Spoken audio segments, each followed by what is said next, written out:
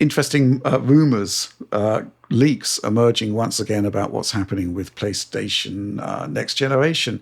A video from Laws More is Dead just ended up in our Slack channel, courtesy of Oliver. Wait, talking Laws about More is dead or Moore's Law is dead? Moore's Law is dead. Laws More is dead. Laws More is dead's pretty good, though. I like that. I've never heard that. It is up there with Crimson Dessert. Crimson Desert. Like I said, that delicious Crimson Dessert. Yeah, basically they're talking about the transition to the next generation platforms, and it looks like Sony is producing some kind of unified SDK. I think they're specifically talking about network features that will allow consoles from various generations to operate in the same network space. There was also a report in that Moore's Law is Dead video, essentially talking about the CPU configuration for the power saver mode, and it looks to be identical to the technical specifications of the PlayStation Handheld. So that's an interesting video there. Moore's Law is Dead have kind of like established firm credentials in terms of SDK leaks on the Sony side at this point. So I think that information is very, very credible. Another leaker, Kepler_L2, is talking also about the PlayStation Handheld having superior rasterization capabilities to the Xbox Series S, and obviously a lot better ray tracing. And also talking about a bill of materials, a potential bill of materials for the PlayStation 6 that comes in at about $750. And the contention, no. Well, it is going to be high. The contention there being that a subsidized model should be able to bring it down to kind of like PS5 Pro prices before they put them up. Moore's Law is Dead was also talking about, without naming specific dollar amounts, that the new PlayStations are designed to be more affordable than PlayStation 5 Pro. The whole SDK thing, another point that was brought up in the Moore's Law is Dead video, is that this is all happening now. So this transition period into next generation, it's kicking off now, which kind of does suggest that whatever's happening on that front is going to be happening perhaps sooner rather than later, and that delays aren't likely to happen. Interesting stuff. John, where do you want to begin here? I guess pricing is kind of going to be crucial, isn't it, for next generation? Yeah, to say the least. Yeah. We're definitely in a sticky point, right? And obviously, given what's happened recently with current generation consoles, I don't know, man. I'm actually of the, so I will say I'm at the point where I'm not even sure we need next generation right now at all. I think like creating this hardware, releasing it, whatever price it's going to be, it's not time. It's not the time for it. Unless they can find a way, unless they found some sort of hardware solution that's significantly cheaper. But like, it doesn't seem like that's the case. Yeah, well, the time period being suggested here is late 27. That's what I mean. I think late 27 is way too early. Like, in some ways, I know this sounds silly, but it almost feels like this generation still hasn't fully started. Like, I know it has, but there's so much stuff that hasn't released yet. We're still waiting for so many things from developers. Like, this feels like, say, 2008, 2009 for the PS3 generation, right? Where the big stuff, a lot of the big stuff we're still waiting on. And it feels like these machines have a lot of life left in them. And especially with the Switch 2 on the market now, you don't really want to pull too far away from that. I just think with the pricing situation, everything going on in the world, and it's hard for me to say like, yeah, it's time for a new generation, especially because it's just going to be like the longest cross-gen we've ever seen. And yes. I actually have to wonder if it'll be almost like a three-way cross-gen, right? Like I could still see games releasing on PS4, PS5, and PS6, which is just nuts. Which says to me, like, maybe I guess this works if they're willing to change the whole nature of consoles and acknowledge that, like, hey, maybe, I don't see how we can continue the old school console generation thing that we liked in the past, because development of software just hasn't kept up with that model, right? So maybe it is unfortunately time to embrace more of a phone model where it's just new consoles come along whenever they want, with enhanced features and technology. And hey, if you're somebody that wants the latest tech and you want to play those games, games are increasingly PC like in terms of how they scale, right? So you offer the increased scalability to this more powerful hardware, and those people are happy. But you're not really resetting it. And I think this idea of like, hey, here's the new console, this game is exclusive to that console. I loved that kind of stuff, but I just don't see how it can be done anymore. And in addition, regarding PlayStation 6 specifically, the rumor mill is, and I'm not surprised, is basically spun up to suggest that there will be no physical media left for this machine. And that's not even a detachable drive. The rumors are saying nothing about that. Right. It might be a digital only machine, and that raises a lot of interesting questions for me, because I'm not 100% against digital or anything, but I feel like if you have to invest in a digital ecosystem, for me personally, it's like, well, I guess it's just PC it is then. Like, I don't see that much point outside of a handheld system like a Switch, maybe, where, it's a different kind of thing to a degree. I just don't really want to spend a lot of money in digital games on a console. Like, if I buy a console game, I buy the disc. And if it's not on a disc, I just buy it on PC. So, and I know a lot of people that feel the same, where they're just like, they're not interested in a console that doesn't have that kind of media, and they'd rather just shift to a different, more open platform. If that's the case, like, this feels like it could be the end of traditional console gaming in general, between the generational stuff, the change in media. Like, it's just basically turning into like a walled off PC at this point.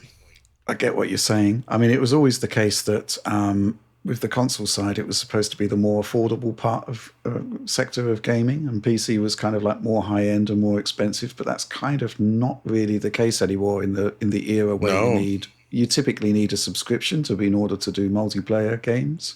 Yep. Where if you are locked to the PlayStation Store, your scope for actually, for actual competition to get lower price games effectively disappears. And obviously now the concept of the subsidized console model is very much up for debate. Might not be happening. Microsoft have given up. The other thing is, like, you look at these rumors and people are framing, $6.99 might still be possible. As if $6.99 is somehow a great price. Like, this is nuts for a new console. I mean, the current consoles they're way more expensive than I feel they should be. I don't know, man. Like I said last week, it just feels like we're moving in a direction where they're risking the entire business model of what game consoles are. Maybe they're not even feasible anymore. I don't know. It's really weird where we're at. So, yeah, and I'm worried about it. Part of the problem is the fact that we've kind of relied on consoles effectively being cheaper over time based on inflation. When a console comes out at the same price as its predecessor, the actual value of that money is significantly lower than it was in the past, and at the same time we're demanding a generational leap in capabilities. It wasn't sustainable, I guess. That's kind of the problem that we're facing now. I think the whole memory side of things is probably going to get resolved. It's now turning out, there's stories online that the OpenAI buying up 40% of memory capacity. They didn't actually have contracts. They had letters of intent. And some of those deals are not going to happen. Whether that actually comes to fruition or not, I hope that is the case, to be honest, because this whole memory thing has been a debacle, really, isn't it, the last few months? Yeah, I do get what you're saying, though. The concept of affordability is very, very much in peril, right? For sure. Alex, any thoughts? I think it's not even just the price. Objectively, I think it's the price competition with other things that people do at this point in time. As the price of everything goes up, and the normal price of production of even just basic commodities, especially in economies based upon like oil and gas burning, that you're going to be paying more for all this other stuff in your life. And then the thing that you view as a luxury item, your console, is also going up, and you like start making choices between, do I want medication or do I want a near 1,000 USD next gen console, even though I already have like a base PS5 that currently works. I think a lot of people would just say, oh, and the games are already going to be coming for that PS5 version anyway, due to the nature of current generation development. It makes me think that these PS6 is whatever they are, at least the more expensive thing, the dedicated box, are going to just be super niche items for a very long time. And they won't ever actually approach that non-niche item price. And yeah, like John said, rolling generation, which I kind of said it would be that way a couple of years ago. And I guess it's going to be that way even more, in a way that I probably didn't expect even back then. Like, I didn't expect everything to go haywire like it did now. So yeah, I think that's a really big shame. I also do look at it, and I really want it to be technologically really, really different. And I think RDNA 5 is going to put it in that realm, hopefully. I just hope the developers have the software to show that off. Like, if they just show off stuff running with PSSR at higher resolutions and looking not fuzzy like FSR3 presentations, we kind of already have a PS5 Pro doing that right now to a good degree. But I really do want to see, like, if there's a PSX version, it's basically path traced. Like, because otherwise I feel like the difference would be, a lot of people would shrug at. I feel like that path tracing difference is something that maybe would be more interesting and maybe would entice people to pay a lot of money. So yeah, that's what I really hope it is. Yeah, I think that's been my sort of contention for a while, that it would be basically two sort of rendering paths. There would be your standard rasterization path, and then there would be your super deluxe ray traced version, whether that's path traced or just very, very good ray tracing. I think that's probably the way I was seeing things. Be curious to see if that happens, but that's kind of seems to be what the hardware's built for. The handheld, though, the concept of the PlayStation handheld, I actually really like it. I mean, I've said so in the past. If it can bring that sort of level of compatibility for your PlayStation library to do that on the go, I think that would be really, really cool. And it looks like, talking about the prospective levels of performance, which don't seem to be implausible, Series S exceeding raster capabilities, much better ray tracing. It will have machine learning based capabilities as well. You'd assume it would be running PSSR. It's quite exciting though, John, right? It is, and but this has been the system I've been most concerned about, because we've heard about this for a while and we know it exists, but given the situation with component prices, like, I was genuinely worried that this may never actually come to fruition. Right. Okay. I think it will. It's the kind of thing where you feel like they could just say, you know what, not worth doing it, too expensive, and then the project's quietly canned. I'm hoping that's not going to happen, but there was that risk, right? So if it actually happens, though, like I alluded to earlier, I do think portable systems do change the nature of digital marketplaces a little bit, in that, obviously, as we know now, having to juggle media for portable devices can be a little bit annoying. So it's not a bad thing to have a digital library on the go. And if they can tie this into the larger ecosystem, and it's actually a pretty potent little machine, yeah, this could be appealing as heck. I think people do like these sort of portable machines. Obviously, the Switch is very popular, but PC-based handhelds have increased in popularity, but they're still like playing in their own little pool at the moment. Although we did see that Steam user base is up to around 5% now is on Linux, using Linux, which is like amazing to see. It may not sound like much, but that's a big jump, I would say. But still, so I hope that this happens, and I think it would be interesting for everyone if they can somehow tie all this into, like, find a way to get synergy between a new console and a new handheld. And maybe they can find a way to keep the console space interesting and fresh somehow. Like, we don't know what they have in mind in terms of how they're going to market this, how they're going to, like, actually sell these new platforms as something that people should want to invest in. So I don't know. There's still a lot to see. Any thoughts on the handheld, Alex? No. I guess, well, let me say no. And then I look at the idea of whatever the price is, and I do call back a bit to like John wondering about whether or not this would have been canned before it comes out.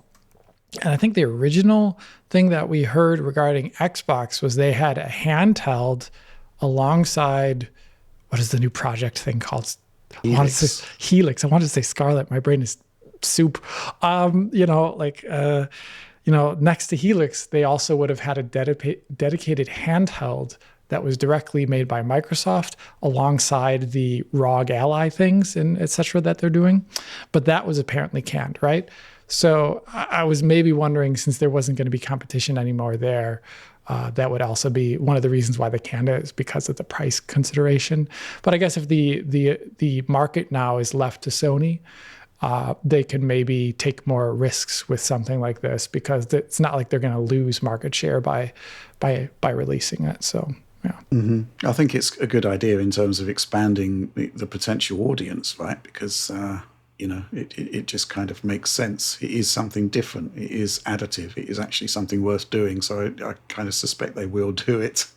And I guess if Nintendo can continue to get Switch 2s out there, Sony can get a handheld of their own out there as well. Obviously, though, this is still some way away, but look forward to learning more.